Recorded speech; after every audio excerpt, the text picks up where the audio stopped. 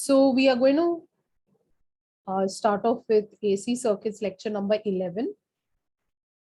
In the previous lecture, we did derivations based on power transmitted by L, by C, by RL, RC, and we also did RLC combine, right? So RLC combine में सारे factors हमने consider कर लिए थे.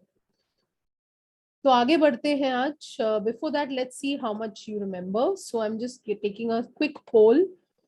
The morning batch wasn't very, um, wasn't very good poll because they have not revised possibly. So please read the question twice before you click the right option. So I've started the poll. The first question, EMF leads current. Can you answer that question?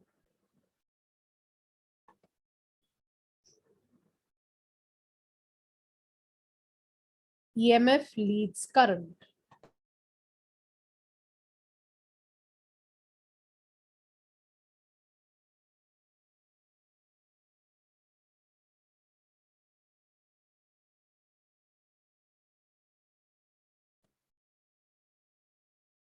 Okay, 45 seconds done. So I'm ending the poll. And the right answer would be option D, because कितना angle से वो हमने बताया नहीं, right? कितना angle से हमने वो बताया नहीं है. So it can be L also, it can be RL also. So I can see 55% class answered correctly. Going over to the next question, please do it properly. Question is not visible. Dhruv, I think maybe connection issue.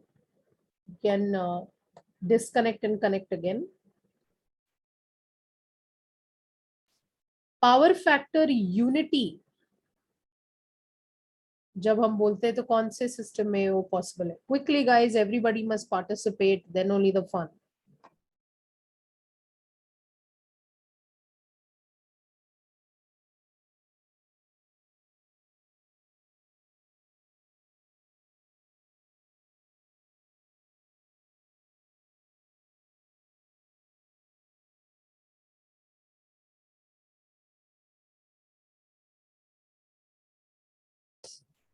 Okay, so my observation is that people are not reading all the options.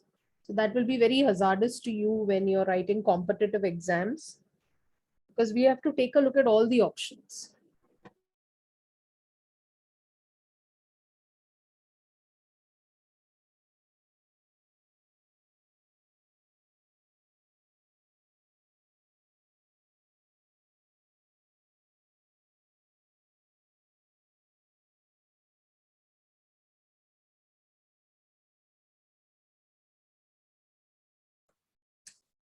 The right answer is both. दोनों होना चाहिए था. So that would be the right answer. So going on to the third question. Power dissipation is highest in which of the following circuits? Power dissipation is highest in which of the following circuits?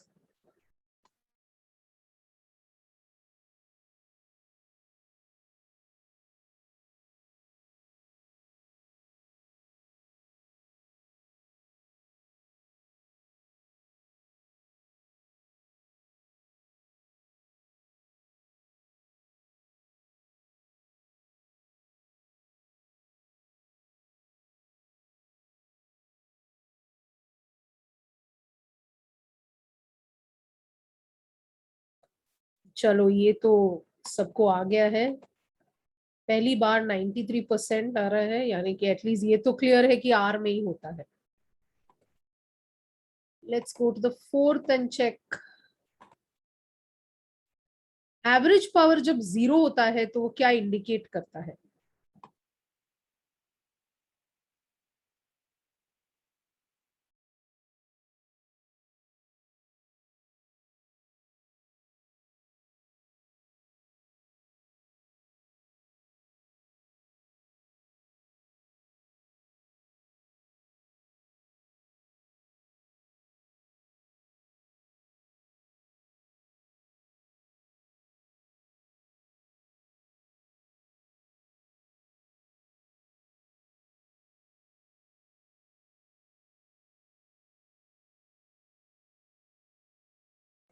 So average power जब 0 होता है तो it indicate करता है कि it is stored.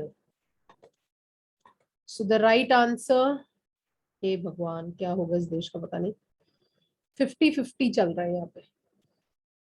जब भी average power 0 होता है, हमने ये 1000 बार आपको समझाया कि जब पावर फैक्टर 0 होता है तो एवरेज पावर 0 होने के कारण आपका पावर जो है वो स्टोर हो जाता है.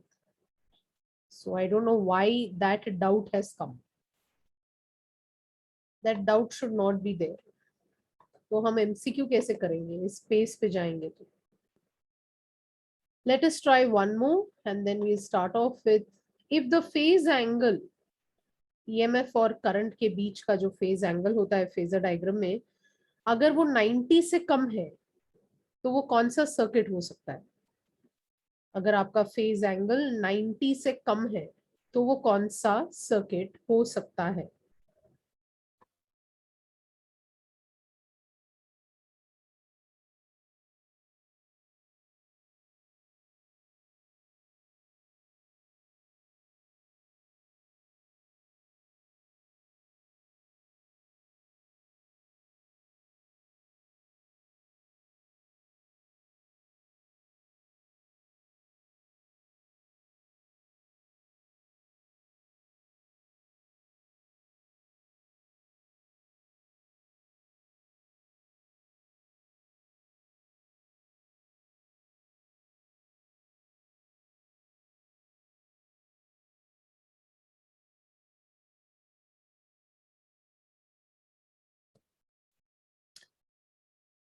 So the right answer will be, I'm sharing the results. I hope you can see the result. We can see 76% of the class has voted for RL or RC. And that would be the right answer. RL और RC हो सकता है because angle जो है वो less than 90 होता है. Okay, so if the phase angle is less than 90, no, if I'm saying for R, Ram, I'll specifically say 0. So I just meant less than 90. Okay. So let's get to the derivation today of this particular lecture, and it's a very important lecture. As you are facing a test on Sunday, some students had requested for a synopsis lecture. So we'll possibly have that lecture on, we'll have that, Ankit, that may be due to the connection, but the system is working. Okay, so it is on 18th. Okay. Now let's start off with first heading for today. Please write down characteristics. Characteristics of series resonance. ये हमने already पढ़ा है, इसको हम थोड़ा और आज detail में पढ़ने वाले हैं. This is characteristics of series resonance. We are somewhere on page number 303 of the textbook. So if you have the textbook, हम 303 page number पर है. So if you have the textbook, you can open to page number 303. So the topic that we are doing today is based on the characteristics of series resonance, and we are going to see what is parallel resonance. So I hope everyone remembers the characteristics of series resonance. Power factor is unity, याद है? Characteristics थे. So पहला characteristic हमने पढ़ा था कि XL is equal to XC. And everyone will say, अरे ये तो हमें पता है XL is equal to XC. तो इसमें mistake क्या होता है? Yes, EL is equal to XC. So when we are EL is equal to EC, so you have R, you have L, and you have C. So common mistake ये होता है, if you observe what is equal, XL is equal to XC. L is not equal to C. I hope that is clear. XL का formula होता है 2 pi FL और XC का formula होता है 1/2 pi FC. तो क्या हम क्लियरली बोल सकते हैं कि जब XL इक्वल टू XC है, ये जरूरी नहीं है कि L और C इक्वल है? I hope that is clear. XL is equal to XC, L is not equal to C. L C होके क्या फायदा? फॉर्मूला तो अलग है ना, ये तो डिनोमिनेटर में है, ये तो न्यूमरेटर में है. सो अगर ऐसा है, then please understand. Satyam, we are on page 301 of the textbook. So please remember this whenever I talk about this. ठीक है, तो ये पहला पॉइंट हो गया जो मैं चाहती हूं कि आप याद रखें. सेकेंड पॉइंट इज, अगर आपको याद है, इम्पिडेंस इज मिनिमम.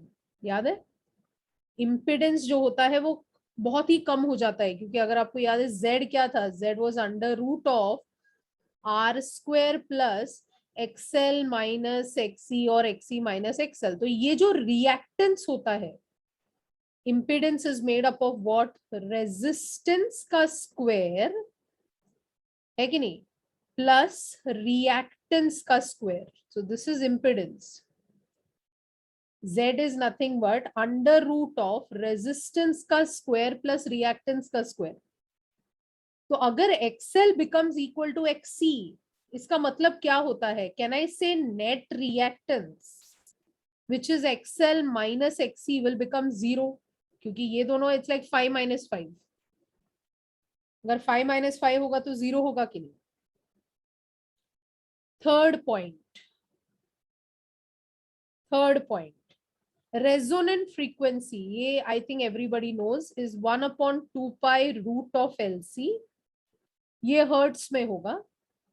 और अगर रेडियंस पर सेकेंड है तो ओमेगा R इज 1/रूट of LC in radians per second. ये सारे कंडीशंस कब आते हैं? जब वर्ड आता है रेजोनेंस. रेजोनेंस आपने काफी जगह पे सुना रहेगा. If you are doing the waves concept, वहां रेजोनेंस आता है. जब हम साइक्लोट्रॉन करते हैं तो रेजोनेंस आता है. Yes, current is maximum. That will be our fourth point. हमारा फोर्थ पॉइंट होगा कि current is maximum. Current is maximum. बहुत सारे दूसरे भी पॉइंट्स मैंने आपको सिखाए हैं, अगर आपको याद है. I taught you power factor should be 1. I also taught you, so I'm extra showing you यहाँ पर cos phi 1 होगा, phase angle 0 होगा, E and I are in phase. ये सब मैंने आपको एक्स्ट्रा दिया था. ये बुक में उन्होंने इतना स्पेसिफाई नहीं किया है. EL is equal to EC, E is equal to ER. ये सारे भी आ सकते हैं. अब इसका जो फिफ्थ पॉइंट है जो टेक्स्ट बुक में दिया है, इसका मतलब क्या है? They have not given us, so we have to understand it. So पहले आप क्या करें, ये जो 4 पॉइंट्स हैं वो जल्दी से लिख ले. This indicates current is maximum. Current is maximum. Can you right it down? सब कुछ लिखने की जरूरत नहीं है. The right side you can write in pencil also quickly. ये जो 4 पॉइंट्स है, 1 2 3 एंड 4, ये लिख ले. राइट साइड पे जो मैंने लिखा है पेंसिल से लिख सकते हैं अगर आपको मेंशन करना है आपके बुक में. So I'll give you 1 minute because I need all these points today. So please take it down, everyone.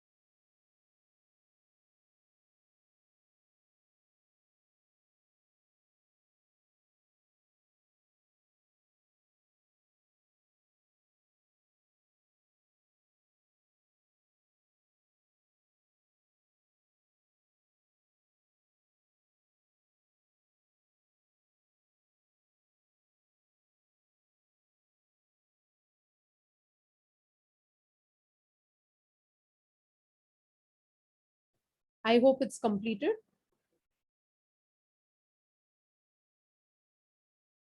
Okay, now let's understand what is this fifth point that I'm talking about, which is very, very important.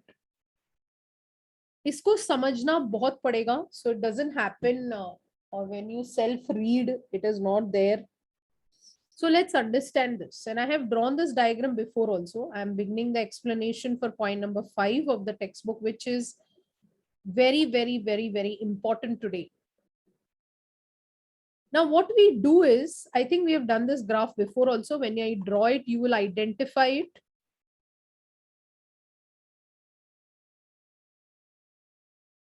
Do you remember drawing a graph somewhere in your book? Frequency versus X. X meaning reactance. And we drew XL.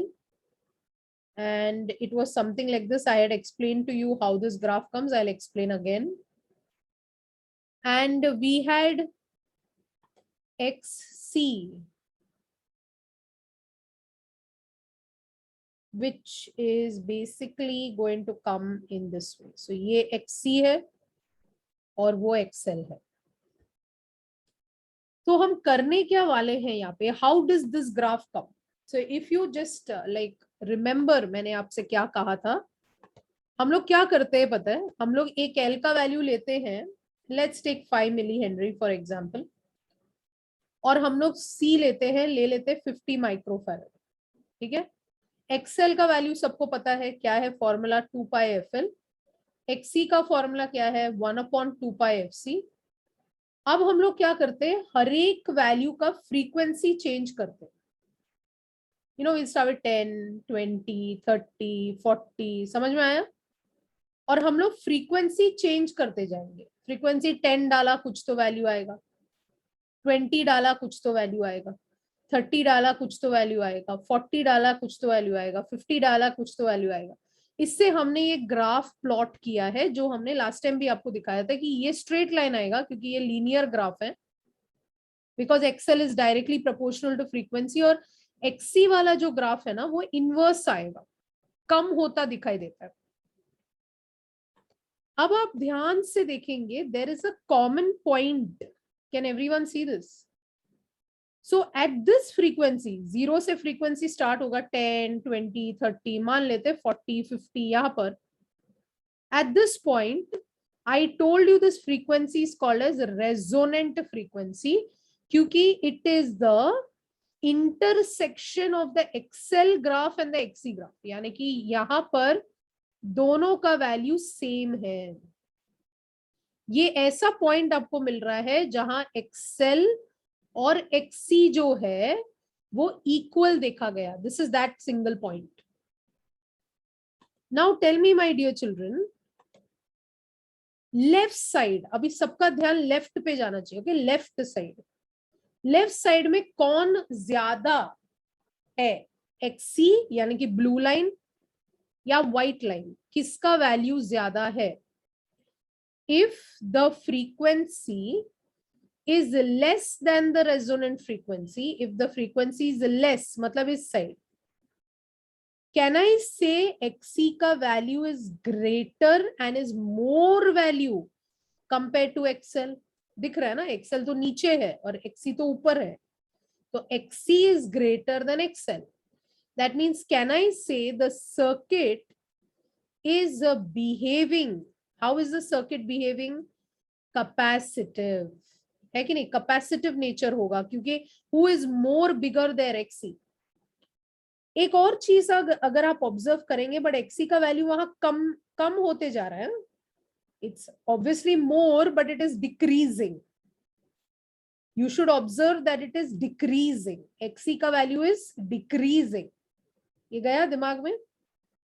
Another observation about this is, if frequency is greater than FR, मतलब I want everyone's attention on the right side now.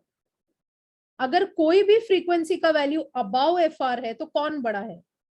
जिसको ये read करना नहीं आ रहा है उसको सिर्फ देखना है कि ये साइड पे भाई ब्लू लाइन आगे है, ये साइड पे व्हाइट लाइन आगे. कैन आई से कि फॉर फ्रीक्वेंसी जब FR से ज्यादा लेते हैं, फ्रीक्वेंसी को FR से ज्यादा लेते हैं तो ये व्हाइट लाइन ऊपर जा ऊपर ऊपर ऊपर जा रहा है, इसका मतलब XL is greater than XC। तो हम क्या बोलेंगे, circuit is behaving, how is the circuit behaving, how is the circuit behaving everyone, अगर XL ग्रेटर है इसका मतलब सर्किट इज बिहेविंग इंडक्टिव, है कि नहीं, इंडक्टिव। व्हेन आई से इंडक्टिव तुम्हारा दिमाग चल रहा है LE, व्हेन आई से कैपेसिटिव तुम्हारा दिमाग चल रहा है आइस। और अगर आप यहाँ पर एक्सेल का नेचर देखेंगे, ये तो बढ़ता जा रहा है बढ़ता जा रहा है बढ़ता जा रहा है, डू यू एग्री। XC कैसा हो रहा था, है तो ज्यादा बट वो कम होता जा रहा है, जबकि एक्सेल जो है अगर आप देखेंगे is increasing increasing increasing increasing. यहां तक सबको समझा। वंस अगेन हमने क्या किया, हमने कोई भी RLC सर्किट आप सोच सकते हैं, we just took an RLC circuit, it's a series circuit which is connected to an alternating source। हमने क्या किया, यहाँ पे L और C का एक वैल्यू ले लिया, एक को 5 ले लिया, दूसरे को 50 ले लिया, एक माइक्रो में है दूसरा मिली में है, एक मिली हेनरी है ना, और कैपेसिटर को 50 माइक्रोफैरड ले लिया, और हम फ्रीक्वेंसी को चेंज करते गए और ये ग्राफ प्लॉट किया हमने। XC हमें कुछ ऐसा नेचर मिल रहा है क्योंकि XC is inversely proportional to frequency, और XL डायरेक्टली प्रोपोर्शनल है, तो हमारा ग्राफ व्हाइट लाइन है। पर हमने ये ऑब्जर्व किया कि एक ऐसा पॉइंट है जहां पर दोनों इंटरसेक्ट होते हैं, और उस इंटरसेक्शन पॉइंट पर जब XL और XC इक्वल होता है, उस पर्टिकुलर फ्रीक्वेंसी को हम रेजोनेंट फ्रीक्वेंसी के नाम से जानते हैं, जिसका फॉर्मूला था 1/2π√LC। बहुत ही इंपॉर्टेंट है आने वाले लेक्चर्स के लिए। अगर हमारा फ्रीक्वेंसी FR से कम रहा तो सर्किट बिहेव्स कैपेसिटिव, अगर राइट जाएंगे तो इंडक्टिव। बीच में क्या है, बीच में कैसे बिहेव कर रहा है, एकदम ये सेंटर बीच में कैसा है, एनीबडी रिमेंबर्स ये कैसा बिहेव करेगा, सेंटर मतलब XL इक्वल टू XC, मतलब सर्किट इज बिहेविंग रेजिस्टिव, बराबर है।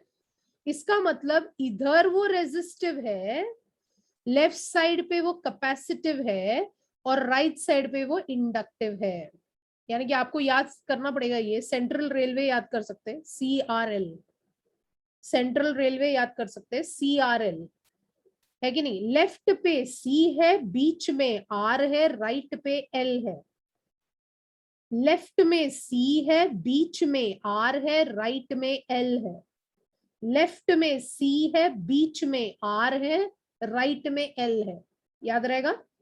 तो इस सर्किट को अच्छे से समझना है, क्योंकि सेंटर पे वो क्या हो रहा है, रेजिस्टिव बिहेव कर रहा है, लेफ्ट में वो कैपेसिटिव बिहेव कर रहा है, और राइट में वो इंडक्टिव बिहेव कर रहा है। Clear guys, can you take this part down please. तो हम आगे पढ़ के we will understand what is that fifth point जो उन्होंने इंक्लूड किया है। So please take this down, this is very very very very very very important, take it down.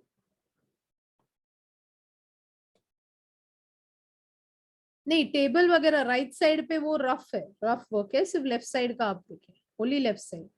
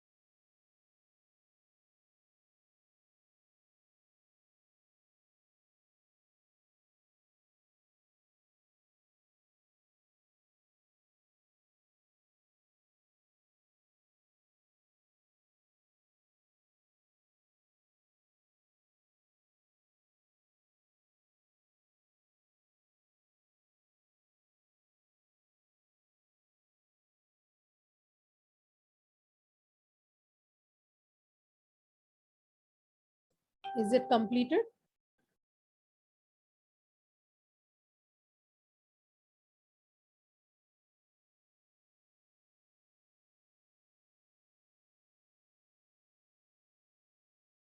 Okay, so can I proceed? Okay. Now what I'm going to do is, abhi dhyan se sunna, if you understood this graph, I'm redrawing the same diagram once again. So you can also fatak se draw it once again in your book. हम उसको extend करने वाले हैं, तो उसको वापस सिर्फ ऊपर वाला, हाँ, या सो एक ही डायग्राम ड्रॉ किया था. सो ये एक्सेल था और ये रहा एक्सी.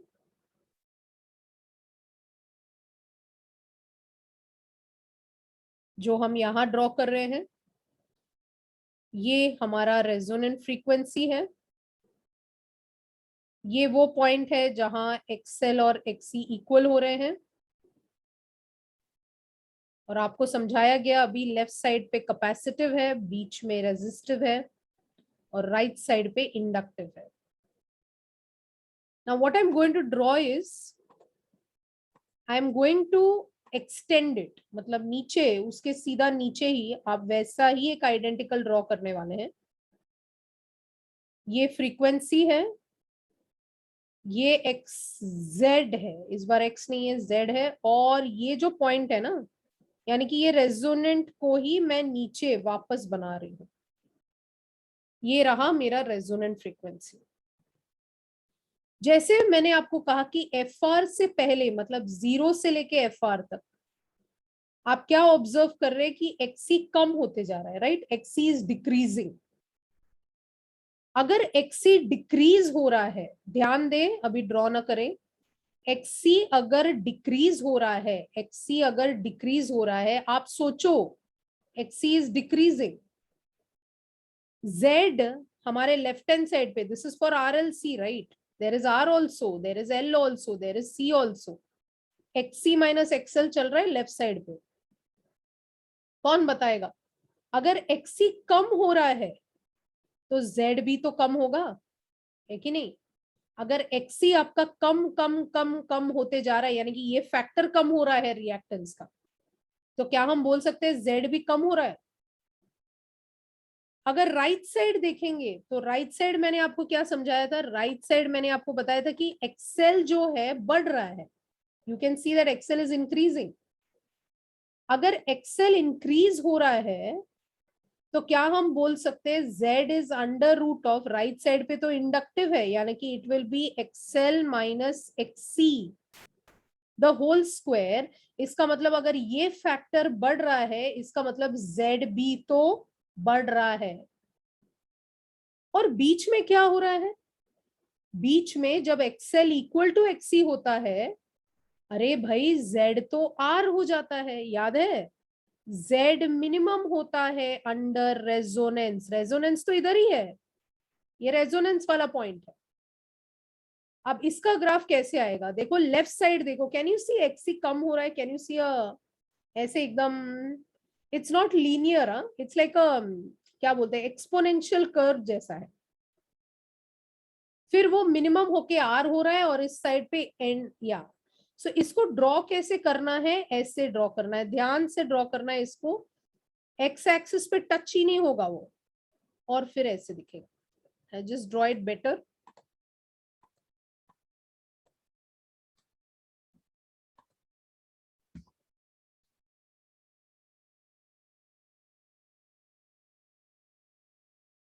क्या हो रहा है भाई? क्या होगा इस देश में? एक मिनट.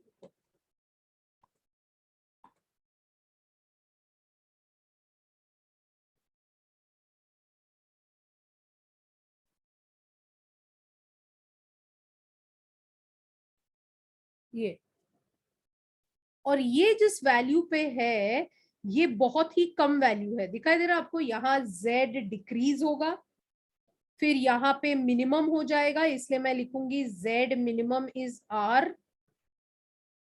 ओके, यहाँ पे z डिक्रीज होगा और ये रहा z यहाँ बढ़ेगा.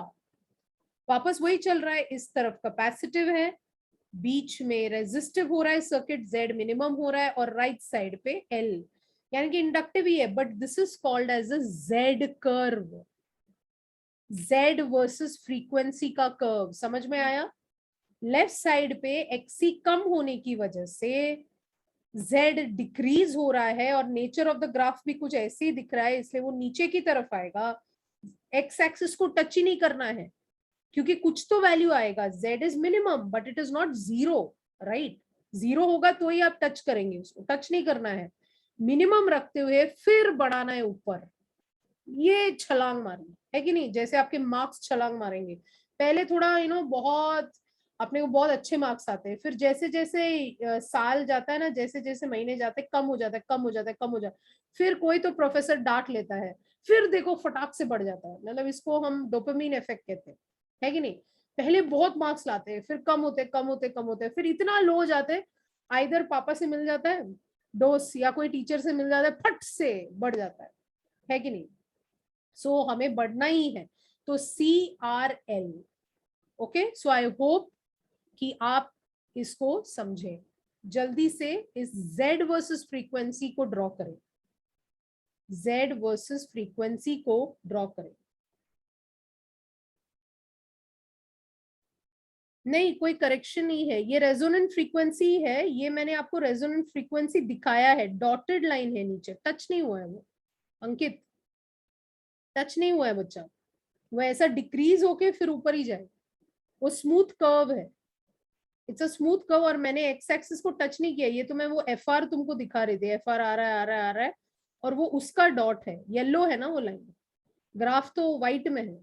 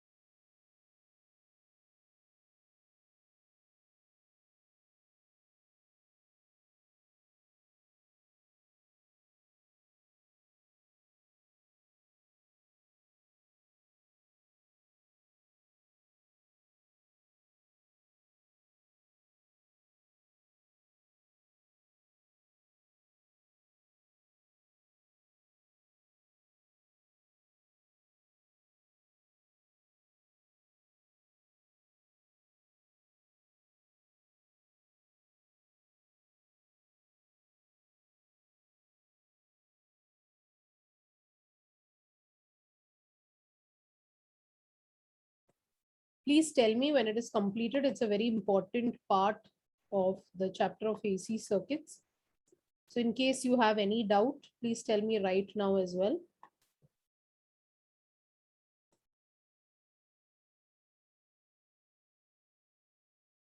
तो आप देखेंगे ये टेक्स्ट बुक में बिल्कुल नहीं दिया है, तो ये आपको समझना ही पड़ेगा, because then only you understand कि बुक में क्या दिया है। So this is a very very important part. हो गया सबका? ओके,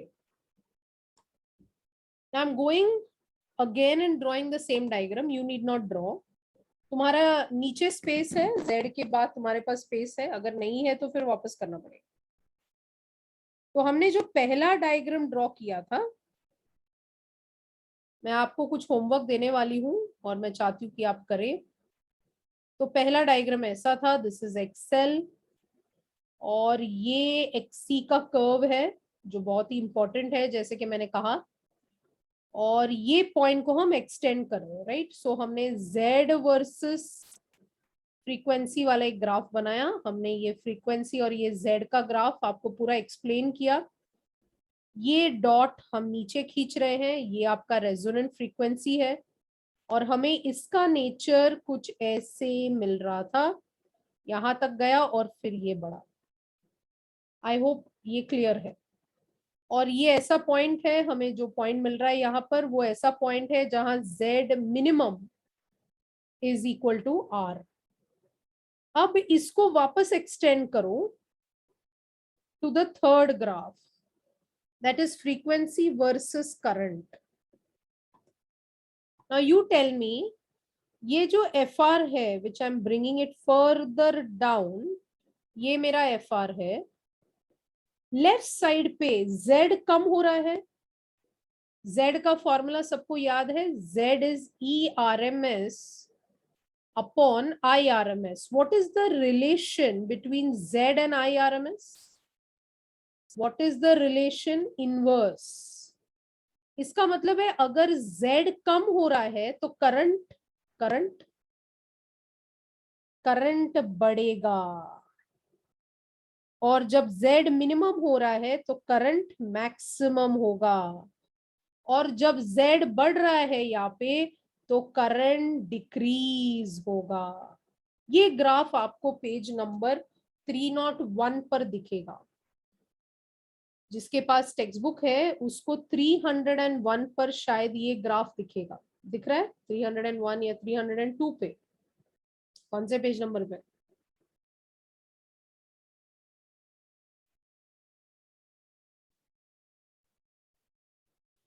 थ्री नॉट वन पर आपको एक ग्राफ ऐसा दिखेगा, current versus frequency.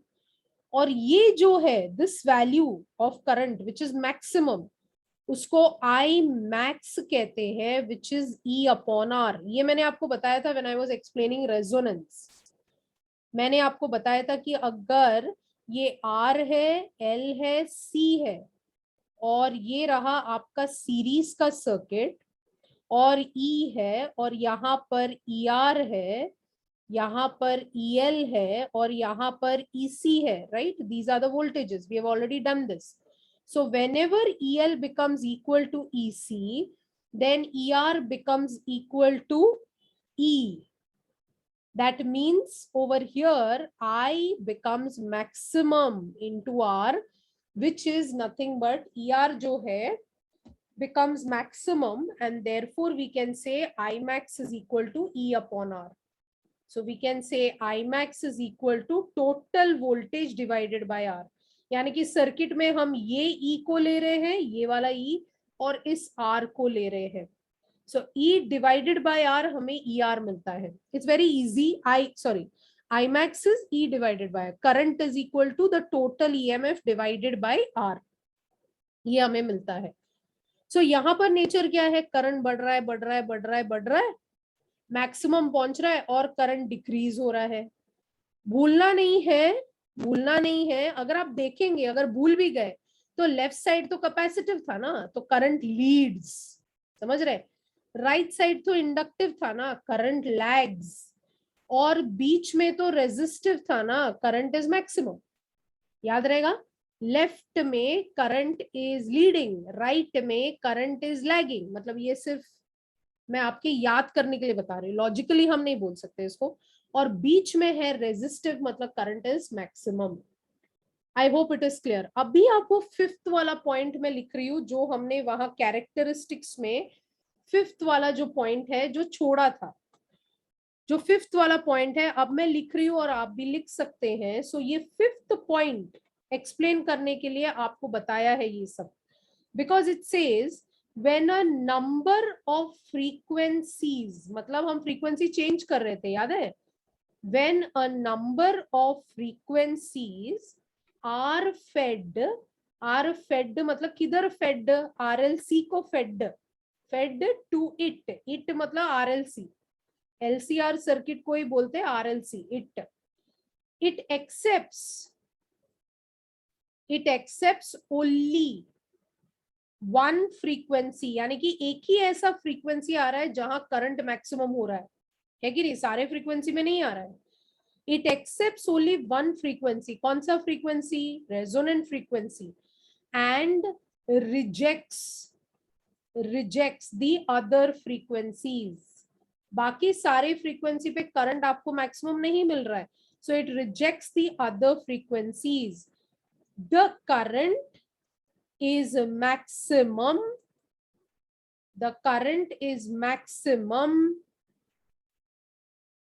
for this frequency. Hence series resonant circuits, hence series resonant circuit is known as acceptor circuit, is known as acceptor circuit. याद है ये वर्ड पहले भी सुना रहेगा, acceptor circuit.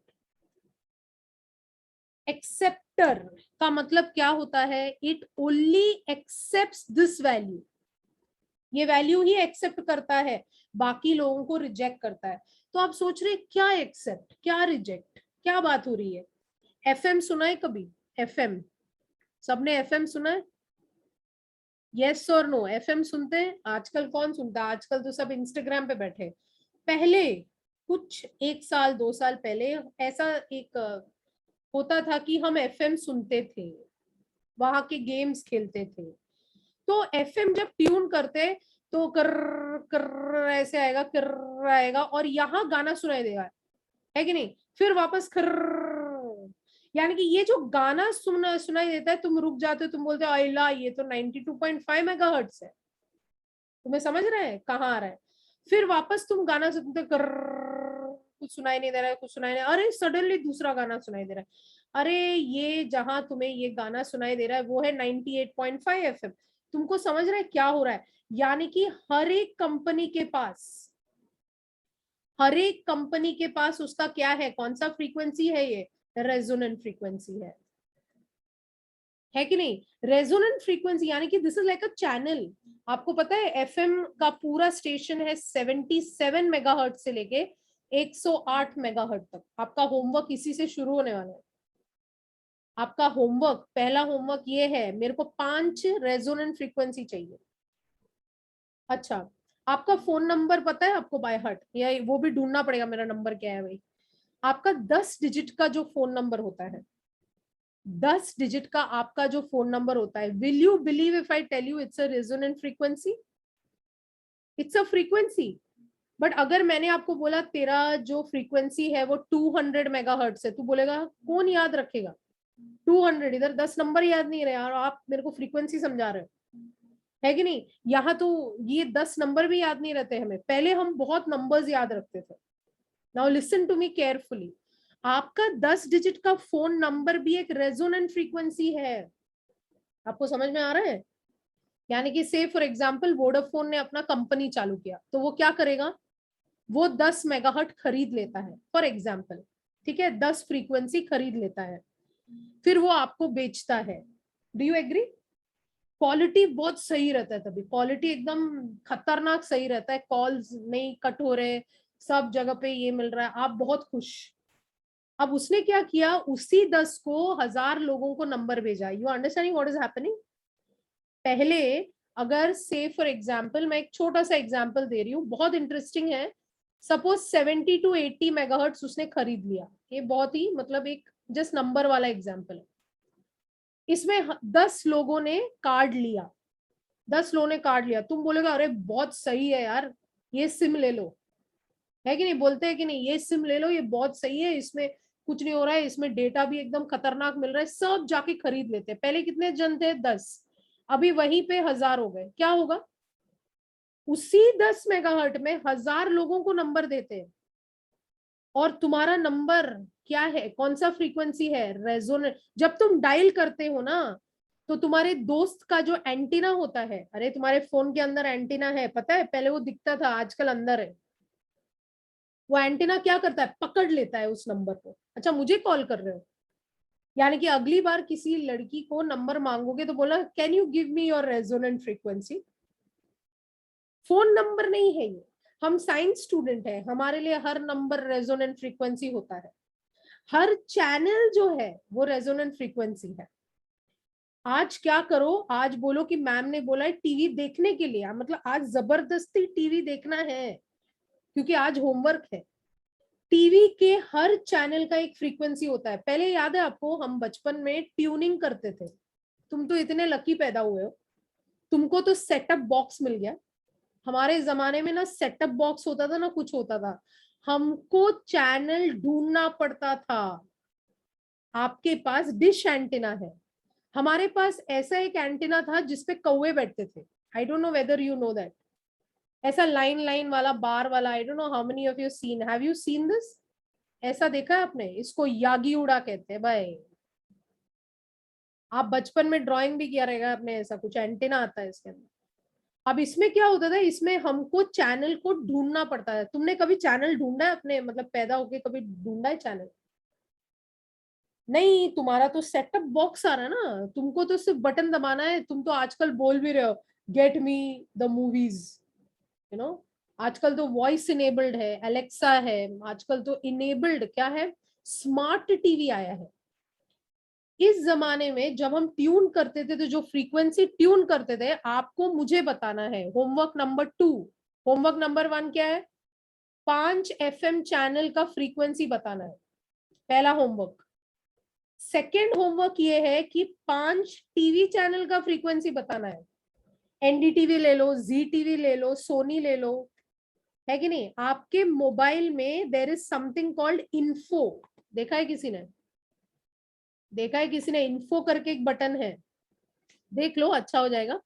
उसमें से मुझे 5 चैनल के फ्रीक्वेंसी भेजो व्हाट्सएप पे।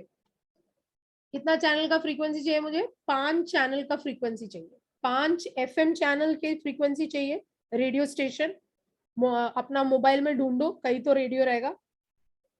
सेकंड, टीवी के चैनल ढूंढो। ढूंढ सकते हैं आप? ढूंढ सकते हैं कि नहीं आप? पक्का?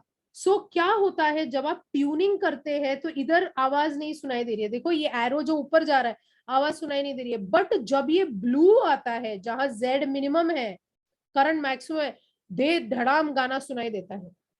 ये पॉइंट पर आपको गाना सुनाई दे रहा है, circuit is resistive, Z is minimum, current is maximum, दे धड़ाम गाना is full on, you are enjoying the song. आपने देखा है ना? ये सब तो नॉर्मल चीजें हैं। जब आप फोन पे बात कर रहे हैं, ट्रेन में चढ़ गए, क्या होता है? कॉल कट हो जाता है। क्यों कॉल कट हो रहा है भाई? क्योंकि जब ट्रेन मूव होता है तो उसको सिग्नल पकड़ने के लिए टावर चाहिए। Telecommunication is one of the most important and the most realistic branches.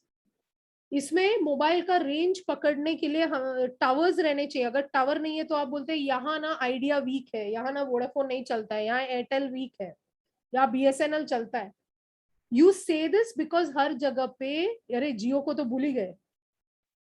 तो ये जो है, ये सारे जो है, ये रेजोनेंट फ्रीक्वेंसी का कंसेप्ट है। Are you getting my children? Are you getting it? Zee TV के पास एक रेजोनेंट फ्रीक्वेंसी है, एनडीटीवी के पास एक रेजोनेंट फ्रीक्वेंसी है, रिपब्लिक टीवी के पास एक रेजोनेंट फ्रीक्वेंसी है। हर एक के पास वो फ्रीक्वेंसी पे तुमको इंफॉर्मेशन भेज रहा है। और तुम्हारे बिल्डिंग के ऊपर का डिश एंटीना वो सारा पकड़ के वो किधर भेज रहा है? वो सैटेलाइट को भेज रहा है, वहां से डिश एंटीना में आ रहा है, वो सेटअप बॉक्स में चढ़ रहा है, तुम्हारे टीवी पे डिस्प्ले हो रहा है। I hope it is clear. ये सारे जो फ्रीक्वेंसीज की हम बात कर रहे हैं, वो रेजोनेंट फ्रीक्वेंसी है। आपके मोबाइल के अंदर भी एक 14-15 डिजिट का नंबर है, 15 डिजिट का नंबर है, राइट? IMEI नंबर सुना तो रहेगा। पहले वो क्राइम पेट्रोल में वही दिखाते थे, हर इंसान को IMEI नंबर या फोन नंबर से पकड़ते वो लोग। IMEI नंबर जो है, जो फोन नंबर के अंदर बैठा हुआ है, that is also a unique ID number. यानी कि हर फोन के अंदर भी कौन बैठा हुआ है? 1/2π√LC। समझ में आ रहा है? फोन के अंदर 1/2π√LC। फोन नंबर क्या है? 1/2π√LC। FM का हर एक चैनल क्या है? 1/2π√LC। टीवी का हर एक चैनल क्या है? 1/2π√LC। Everything is a resonant frequency and it will only accept that particular frequency. इसलिए तो तुम्हारा नंबर डायल करने पर ही तुम्हें मिलेगा ना कॉल। कोई और नंबर डायल किया तो तुमको मिलेगा नहीं। तुम्हारा नंबर मतलब तुम्हारा unique number is nothing but a particular frequency to the, किसको, किसके लिए वो एक पर्टिकुलर फ्रीक्वेंसी है? जो तुम्हारा सर्विस प्रोवाइडर है, उसको तुम्हारा नंबर नहीं पता रहता है, उसको फ्रीक्वेंसी पता। अच्छा, ये फ्रीक्वेंसी मलाड में है, ये फ्रीक्वेंसी बोरीवली में है, ये वाला फ्रीक्वेंसी दहिसर में है, बट वो फ्रीक्वेंसी को पहचानने के लिए आपको दिया गया है 10 डिजिट का नंबर। आपने कभी नोटिस किया है, अगर आप उस सिम को यूज नहीं करेंगे तो वो बेच देते हैं उस सिम को किसी और को। आपने नोटिस किया है, उनको पता चल जाता है कि तुमने वो सिम फेंक दिया। You can take the same number after some time. तुम देखोगे कि वही नंबर से 2-3 जन, उनका भी फोन उस पर चल रहा है, क्योंकि वो लोग क्या करते हैं, देखते हैं कि वो एक्टिव है कि नहीं। आजकल मैसेज भी आता है, तुमने अगर नहीं भरा तो हम डीएक्टिवेट कर देंगे तुम्हारे कार्ड को। क्यों तुम्हारे पीछे पड़े हुए डीएक्टिवेट करने के लिए? क्योंकि डीएक्टिवेट कर देंगे, किसी और को बेचेंगे। Are you understanding? Are you getting an idea about it? Somewhat idea about it, yes और नो? सो ये मैंने बहुत सिंपल वे में बताया, उसकी टेक्नोलॉजी काफी उसमें से और भी है, जो आप अगर इंजीनियरिंग करेंगे तो और भी आप पढ़ेंगे, but I hope this much concept is understood. So I hope this slide you have taken down, but please take it down if you haven't. I'll give you one more minute.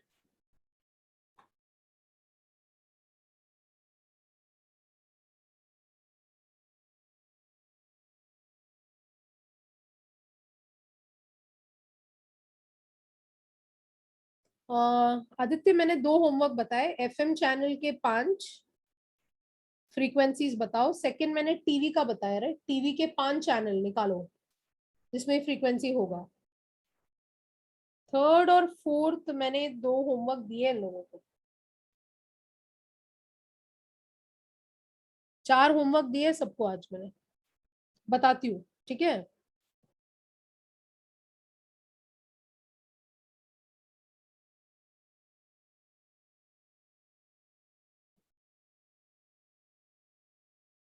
Satyam Saturday को।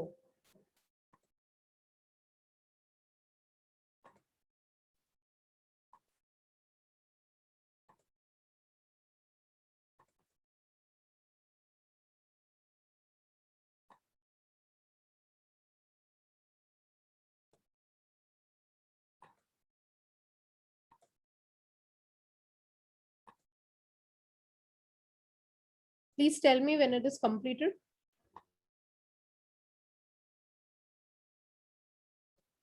बीचों बीच एक पोल हो जाए, देखते हैं कितना दिमाग चलता है। स्क्रीन चाहिए तो पोल आंसर करो, स्क्रीन चाहिए तो पोल आंसर करो। Which of the following is not true for series resonance? Not true. Not true.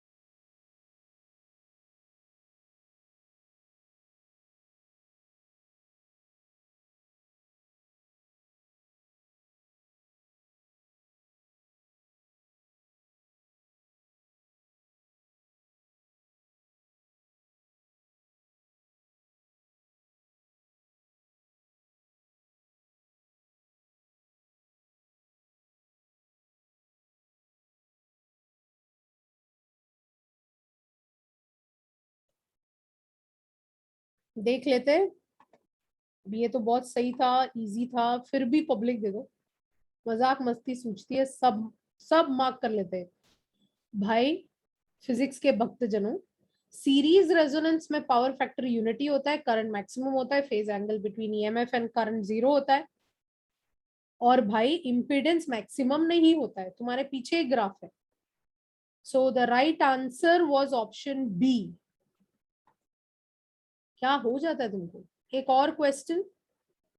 अब ये तो मैंने बताया था थोड़ी देर पहले, देखते हैं। The value of L becomes equal to value of C is called resonance condition. सही है कि गलत है? हाँ, कार्तिक को हमेशा बड़ी हंसी आती है। तेरे पास एक ही इमोजी है कार्तिक, हमारे सिस्टम में काफी होते हैं, तुम्हारे एक ही है लगता है। ये बोरवेली वाले। तुम्हारा नोटोरियस फ्रेंड आज नहीं दिख रहा है कार्तिक, और फिर ढेर सारे मैसेज भेज के जाएगा। नोटोरियस, वो मुझे ऐसा लगता है कि वो लेक्चर सब संभाल रहा है आजकल, ऐसा काम है कार्तिक, पार्ट टाइम जॉब कर रहा है आजकल एसडीसी में, ऐसा है। चलो देख लेते हैं इसका आंसर क्या है।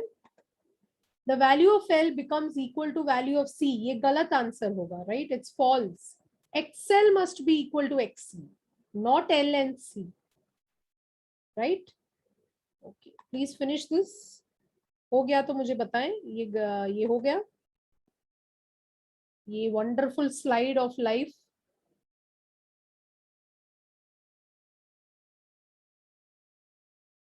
हो गया, याद रहेगा, ये सीरीज रेजोनेंस है। सीरीज रेजोनेंस का दूसरा नाम है acceptor circuit. So we either call it as acceptor circuit or we call it as series resonance. Let's come to the next heading. Please write the heading. Parallel resonance. Parallel resonance. इसका कैसे answer लिखना है board में, I will be teaching you. Parallel resonance, हर एक question answer format तो मैं लिख के दूंगी आपको, बट अभी हम समझ रहे हैं टॉपिक को, इसलिए you will see statements will be less.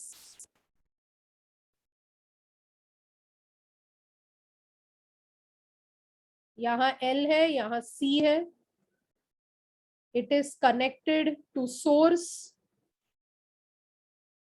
यहाँ E है, यहाँ I है।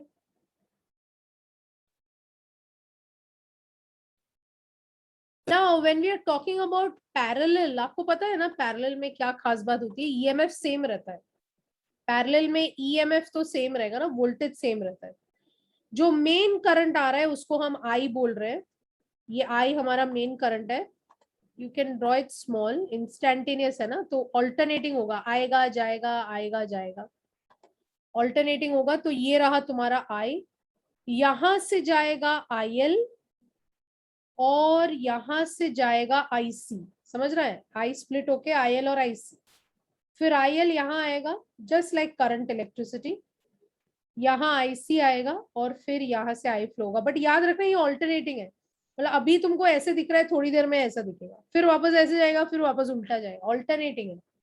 ऑल्टरनेटिंग मतलब आरेला जारेला है, you know that's how we used to remember, आरेला जारेला, आएगा फिर जाएगा, फिर आएगा फिर जाएगा, मतलब पहले ऐसे आएगा घूम के, फिर घूम के वापस जाएगा, मतलब दिस इज ऑल्टरनेटिंग। सो आएगा जाएगा चल रहा है यहाँ पे। सो पहले हम आईएल की बात करते हैं। In an inductor, in an inductor, you know that current lags EMF by pi by 2, LE है कि नहीं? So can I write IL is equal to, ध्यान से देखना how I'm writing it, I'll write I naught sine of omega t minus pi by 2, चलेगा? अब can I write this I naught as E naught upon XL, चलेगा? Because XL is E naught upon I naught. XL is E naught upon I naught. So I naught is E naught upon XL sine of omega t minus pi by 2. ये हो गया मेरा IL. अब IC क्या रहेगा? IC in a capacitor, can I write it as I naught sine of omega t plus pi by 2? Current leads ICE. So I can also write IC as E naught upon XC sine of omega t plus pi by 2. Right, but अभी हम देख रहे हैं, ये तो हमारा second point है, हम देख रहे हैं यहाँ पे total is equal to I, यानी कि I is equal to IL plus IC। IL क्या है? E not upon XL। What is sine of omega t minus pi by 2? Anybody? What is sine of trigo वाले? What is sine of omega t minus pi by 2? Can I call it as minus cos omega t plus E naught upon xc? Can I call this sine of omega t plus pi by 2 as cos of omega t? चलेगा? दिख रहा है आपको क्या किया? तो यहाँ पर E naught कॉमन निकाला जा रहा है, या E naught cos of omega t common ले सकते हैं. ब्रैकेट के अंदर can I right 1 upon xc minus 1 upon xl. अरे समझ में आया? उसको उधर, ये माइनस वाले को उधर रखा. 1 upon xc minus 1 upon xl is your I. Everyone okay? Under resonance condition, you know what is resonance condition? xl is equal to xc. ये आपका रेजोनेंस कंडीशन है. आई को क्या होगा, कौन बताएगा? ये आपका रेजोनेंस कंडीशन है. अगर मैंने इस रेजोनेंस कंडीशन को यहाँ लगाया, xc और xl मान लो 5 है, 1 अपॉन 5 माइनस 1 अपॉन 5 क्या हो जाएगा? अरे करंट तो 0 हो रहा है यहाँ पे. मतलब पैरेलल रेजोनेंस में करंट 0 हो रहा है. मतलब हम लोग क्या समझे? अरे wireless, wireless current is 0 parallel resonance में मिनिमम. वायरलेस यूज करते हो कि नहीं आजकल? सब कुछ वायरलेस है कि नहीं? Current is minimum. Current minimum मतलब वायरलेस हो गया. डिटेल्स तो आप इंजीनियरिंग में पढ़ेंगे, बट इतना तो समझो, current is 0. Yes, Bluetooth, yes, WiFi. So वो पैरेलल रेजोनेंस है. Are you getting it? Everyone is understanding what's happening? So current has become 0. अब आप सोचो, जो ग्राफ मैंने पहले बनाया था Z और I का, क्या आप पैरेलल रेजोनेंस में उसका ग्राफ बना सकेंगे? क्या लग रहा है? एकदम क्या आएगा? एकदम क्या आने वाला है? उल्टा. समझ रहे हैं क्या आने वाला है? एग्जैक्टली रिवर्स आने वाला है. Current is becoming minimum. अगर करंट मिनिमम हुआ, I think this derivation is on page number 303, I think ना, 303 में ये डेरिवेशन है. आप चेक कर सकते हैं. 30, अच्छा 302 पे है. सो आदित्य सिंह 302 चेक करो. 302 पे अगर आप देखेंगे तो आपको ये डेरिवेशन दिखेगा और कुछ कंडीशन वगैरह दिखेंगे, और 302 पे आपको एक ग्राफ भी दिखेगा नीचे. दिख रहा है? वो करंट नीचे है, मिनिमम हो जाता है. ये आइडियली 0 है, एक्चुअल में वो 0 नहीं होता. वो मैं एक्सप्लेन करूंगी आपको. But I hope this derivation is understood अभी के लिए. ये डेरिवेशन अभी समझ में आया? Everybody has understood? So if you are taking current minimum, आप सोचो सारे ग्राफ्स चेंज हो जाएंगे. फ्रीक्वेंसी वर्सेस जेड वाला जो ग्राफ है, अब वो ऐसे दिखेगा. कौन से रेजोनेंस में? पैरेलल में वो ऐसा दिखेगा. ये आपका रेजोनेंट फ्रीक्वेंसी है. और यहाँ पर फ्रीक्वेंसी वर्सेस करंट में आपको करंट का ग्राफ कुछ ऐसे दिखने वाला है. आप समझ रहे हैं ये किस में हो रहा है? In which? In parallel resonance. No, इसमें भी इसको टच नहीं करना है. और वो क्यों नहीं टच करना है? ये एक रीजन है कि ये जो L होता है ना, L क्या होता है बच्चा? L कॉइल होता है. कॉइल क्या बिना रेजिस्टेंस के हो सकता है? कॉपर का कॉइल क्या बिना रेजिस्टर के हो सकता है? कभी नहीं हो सकता. कॉपर का कॉइल कभी बिना रेजिस्टर के हो ही नहीं सकता है. इसकी वजह से वो 0 नहीं होता. मतलब कुछ तो मिनिमम करंट रहता है, थोड़ा सा करंट रहता ही है. So that is the reason. अगर एमसीक्यू में पूछा कि ये टच क्यों नहीं कर रहा है, ये एक्स एक्सिस को टच क्यों नहीं कर रहा है, तो आंसर ये है कि ये एक्स एक्सिस को इसलिए टच नहीं करता क्योंकि कॉइल हैज सम रेजिस्टेंस. याद रहेगा, आप नोट भी लिख सकते हैं कि वाई द करंट, दो हमें आंसर यहाँ 0 आ रहा है, यहां पर मैम ने उसको क्यों नहीं टच करने दिया? क्योंकि the coil has some resistance. Is that clear? That's why it is not touching 0. So this is one of the method given in the textbook. But मैं भी आपको पैरेलल रेजोनेंस एक दूसरे टेक्निक से पढ़ाऊंगी जो आपके दिमाग में बैठ जाएगा. फिर समझ रहे हैं? ये एक तरीका है, ट्रिग्नोमेट्री यूज करके हम आंसर को लेके आए. तो हम बोल सकते हैं कि अगर करंट मिनिमम है तो इम्पिडेंस जो है मैक्सिमम है.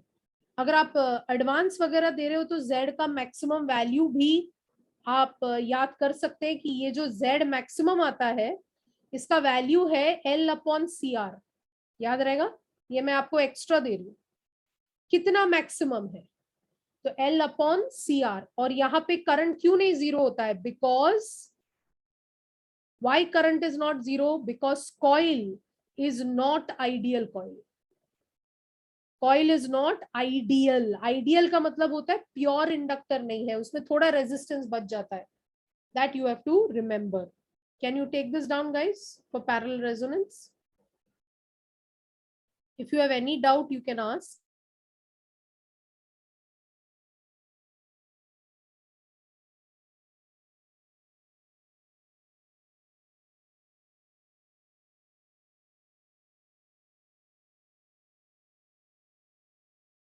अभी जैसे आप लिख रहे हैं ना, मैं चाहती हूँ कि आप सोचें कि सीरीज और पैरेलल में क्या क्या डिफरेंसेस दिख रहा है. Can you think about the differences in series and parallel resonance? तो रेजोनेंस बोला तो एक्सएल इक्वल टू एक्स ही होता है. या बिकॉज जब हम लोग ड्रॉ करते तो सिर्फ एल और सी ड्रॉ करते आदित्य, बट एक्चुअल में वो आर एल वर्सेस सी है. आर एल ऊपर है और नीचे सी है, दो हम आर को नहीं लिख रहे यहाँ पे. That is one of the reasons. या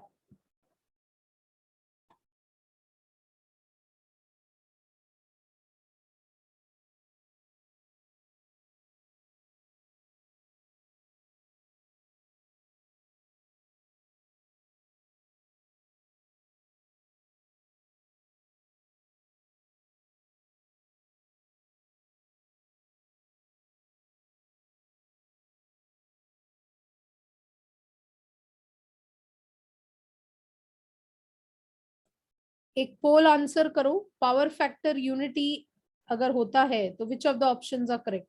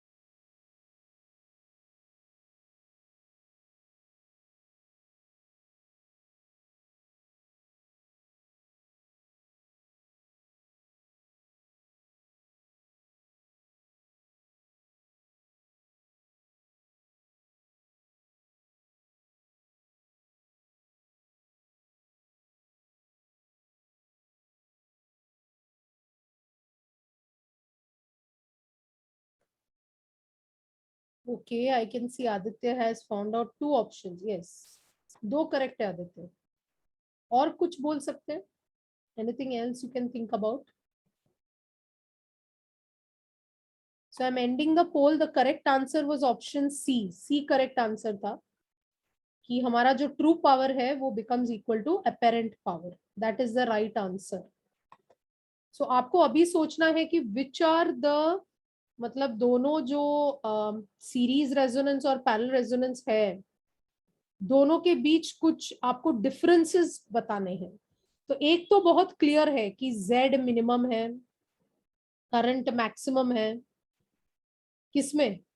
Z मिनिमम और करंट मैक्सिमम होता है सीरीज में, और Z मैक्सिमम और करंट मिनिमम होता है पैरेलल में. Please tell me when this slide is done.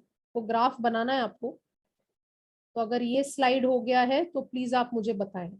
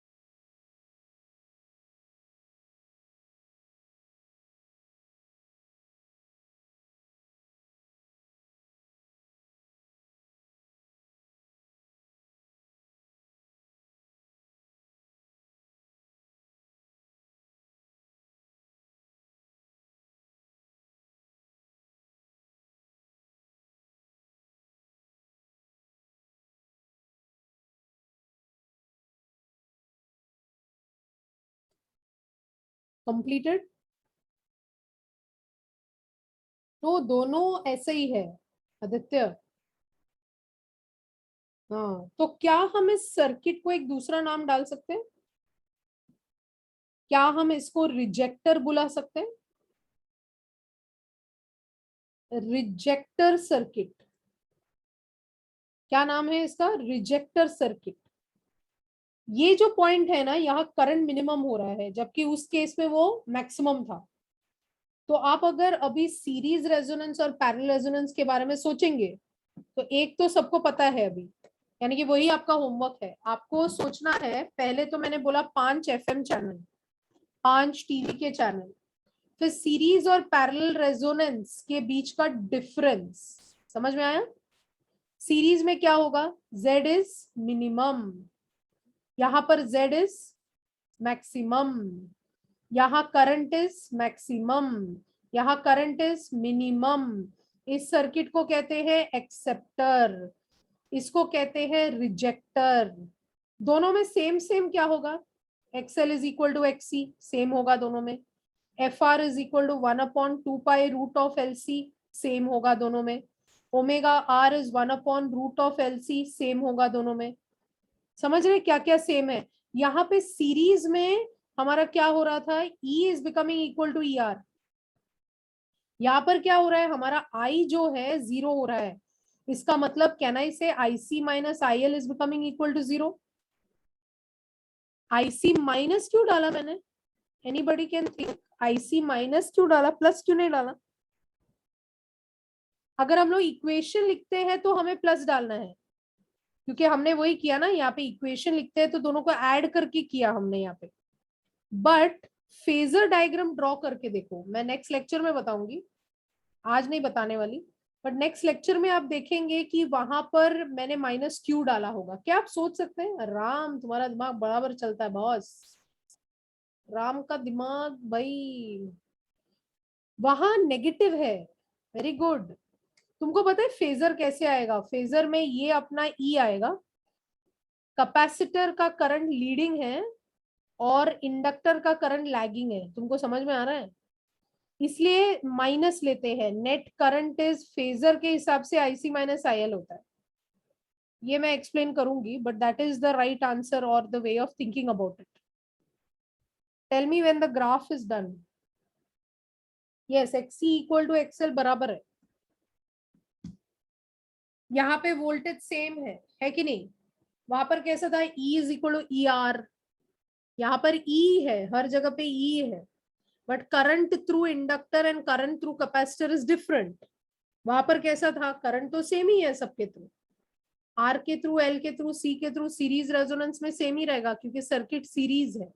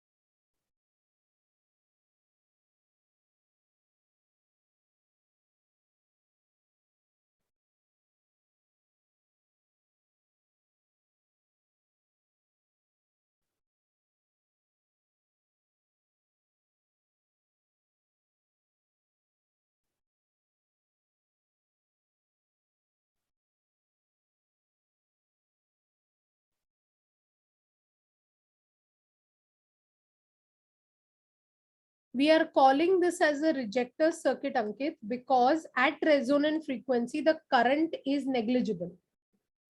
So current को वो रिजेक्ट कर रहा है, बाकी सारे फ्रीक्वेंसीज में करंट है, मतलब वो एक्सेप्ट कर रहा है बाकी को और इसको रिजेक्ट कर रहा है। जबकि सीरीज में उल्टा हो रहा था। सीरीज में जब हम ट्यूनिंग कर रहे थे तो यहाँ पे गाना सुनाई दे रहा था, बाकी में नहीं सुनाई दे रहा था। तो बाकी को हम रिजेक्ट करते थे और सिर्फ उसी को एक्सेप्ट करते थे। तो आज का जो होमवर्क है, पहले क्या है? FM के 5 चैनल, टीवी के 5 चैनल, याद रहेगा, टीवी के 5 चैनल, एफएम के 5 चैनल, मुझे फ्रीक्वेंसीज चाहिए, ठीक है। एक्सेल और एक्सी, एक्सेल और एक्सी सॉरी सीरीज और पैरेलल रेजोनेंस के ऊपर डिफरेंसेस चाहिए, जितना आप सोच सकते हो, जितना सिमिलैरिटी है।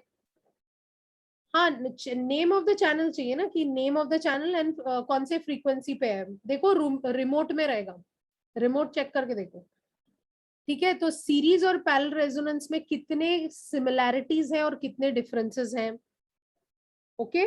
और ये जो ग्राफ मैंने यहाँ 2 बनाया है, यहाँ पे देखो 3 बनाया था ना, यहाँ पे लाइन में बनाया था, ये बनाया था, फिर ये बनाया था, ये बनाया था, इसको लाइन में बनाना है वापस फॉर पैरेलल रेजोनेंस। कर पाएंगे?